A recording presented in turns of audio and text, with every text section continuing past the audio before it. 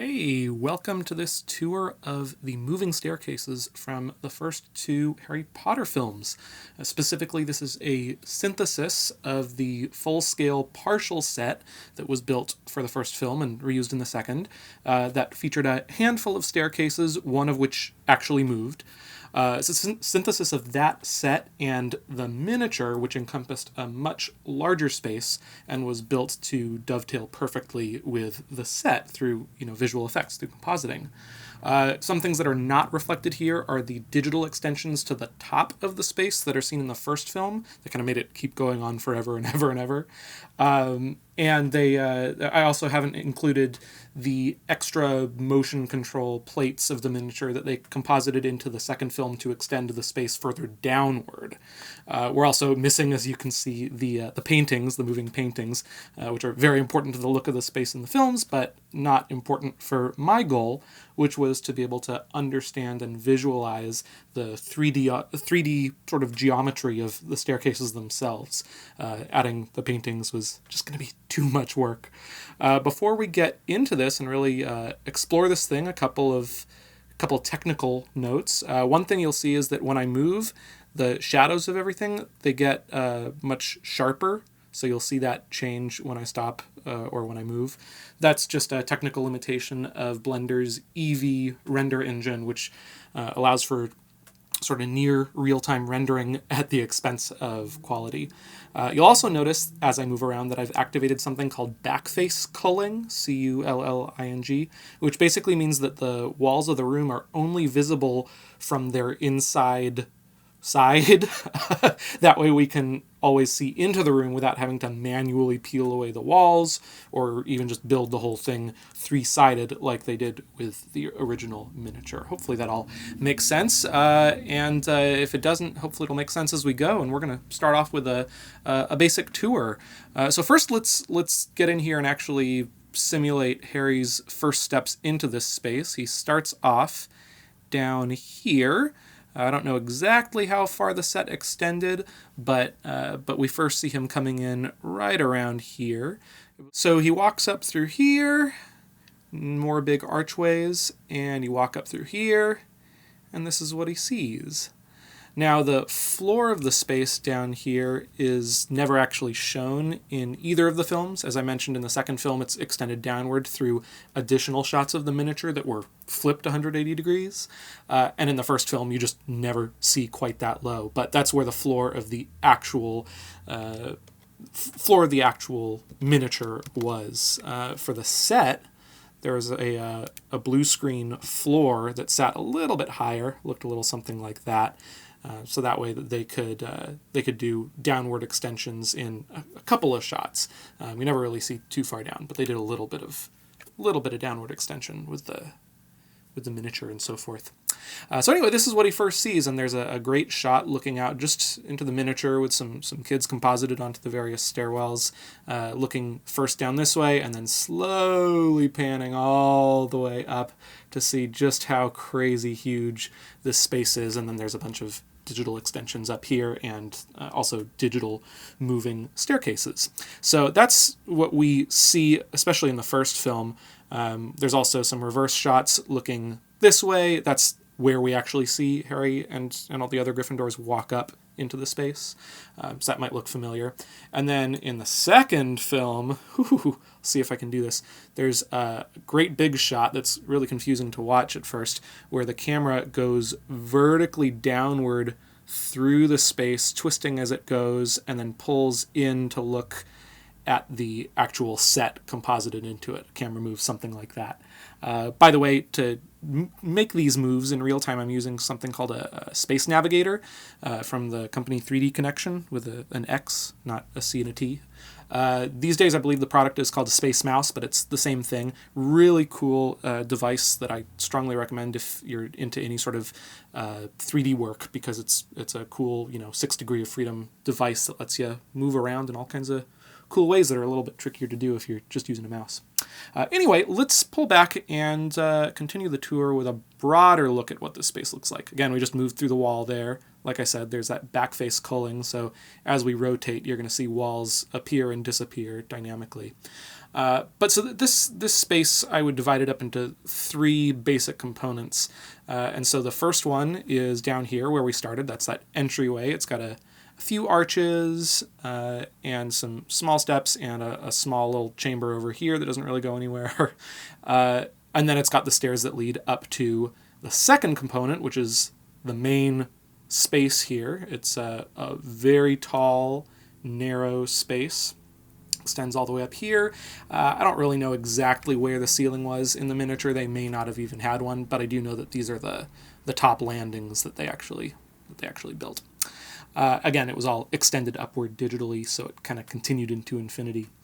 But yeah, so that's the second part of this space, and then the third space is there's a little projection over here on the side opposite from the entryway, where there's this large window, and you can see I've got just kind of a basic scenic backdrop out there. It's actually a blurred render of my main model of the castle exterior. But yeah, there's that window sitting back out that way. So that's the kind of overall layout of the space. But what I really wanted to find out more about was kind of the configuration of these staircases, because they're really hard to visualize, at least for me, when you're watching the films, which is part of the point. They're twisting and turning all over the place, and they're even moving. I've built these just in sort of a default base configuration that reflects the staircases positions in the miniature, the way they built it, because the miniature did not feature moving staircases. All the ones that moved were either part of the set, which was, I'll show you, was actually this staircase right here. That's the one that we see Harry and Hermione and Ron standing on as it rotates. Well, here, I'll show you the rotation real quick. As it rotates around, rotates around to that spot right here. This is the landing they end up disembarking on, and they go through here and eventually end up meeting up with Fluffy, the three-headed dog. But anyway, that was just a quick demonstration of some of the animation. I tried to animate all this, but it turns out that it's really either impossible or at least very, very difficult to do it without running into spots where the staircases collide with each other, like we see here. Whoa! They all go right through each other. Yep. Or spots where the banisters have to move out of the way in some really unusual ways, potentially even moving through other objects.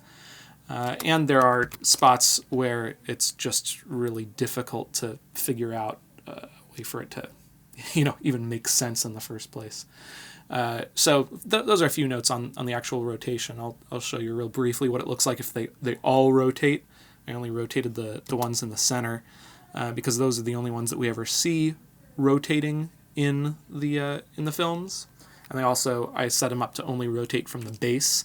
There are a few spots in the films where you see them rotate from their top landing.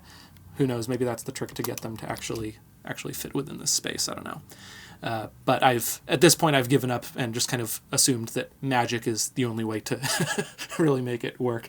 And unfortunately, I don't have that at my disposal.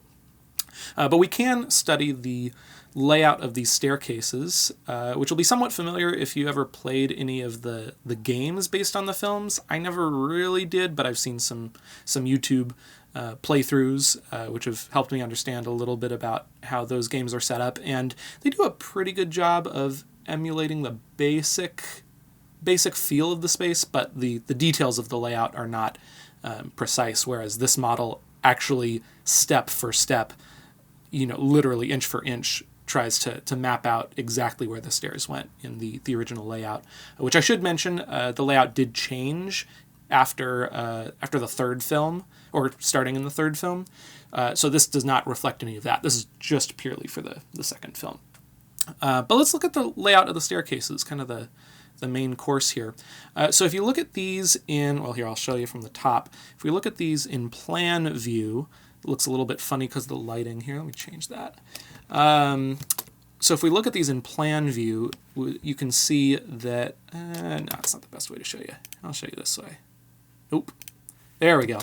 So if we look at it in plan view, you can see that the stairs form 3 squares, and that's how they are throughout the entire space. This is the entryway. This is the window over here, and so those 3 squares form all of the geometry for us to work with.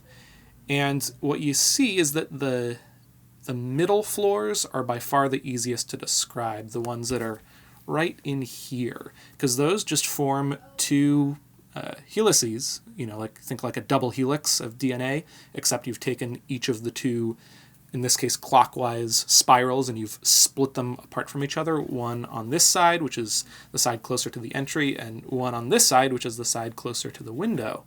And so those just do the exact same thing as each other. They're just, if you take one of them and rotate it 180 degrees around the center of this space, then you end up with the other one.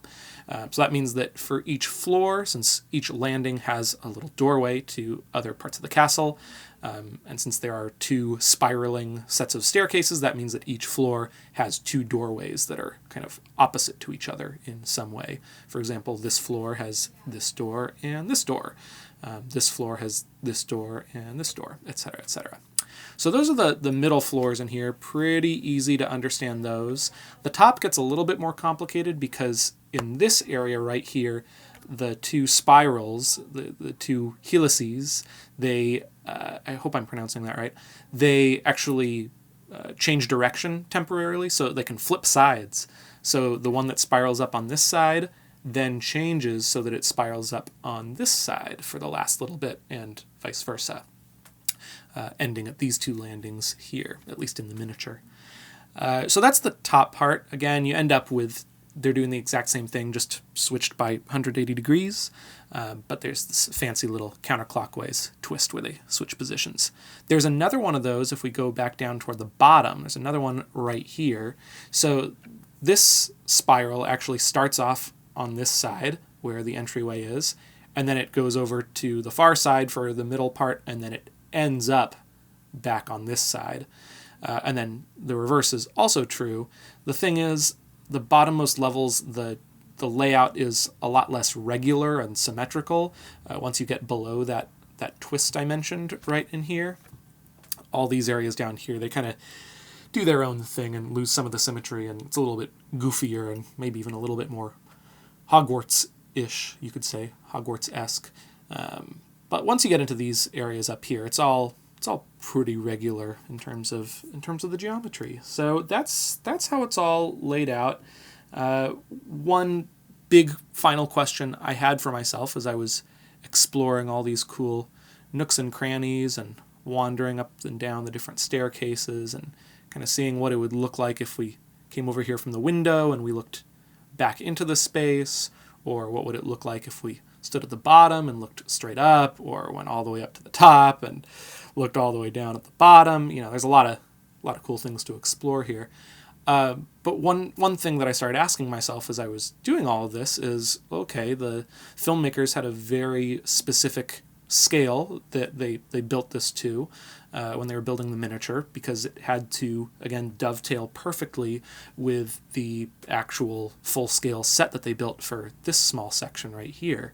And so I thought to myself, okay, there's an intended in-universe size to this thing. I wonder if that would match up with the intended in-universe size of the main castle exterior miniature that they also built and used for so many of the visual effects shots in the first 6 films. And I have an answer to that, but I'm not going to show you in this video. If you want to find the answer to that, you're going to have to head over to my blog, if you haven't done so already. It's Hogwarts 4D, that's the number 4 and the letter D, .home.blog. So hogwarts4d.home.blog. Check it out. Got a post from, right around today, July 8th, 2020. And in that we do some size comparisons, and you can also see the rest of my main project where I'm exploring the main castle miniature in a scale 3D model form, so we can see the way that all the things change over the course of the films. Thanks for watching. Hope that you enjoy this first of, I hope, many videos to come in the months, weeks, years, who knows, to come as we explore the rest of Hogwarts together. Thanks for watching. See you soon.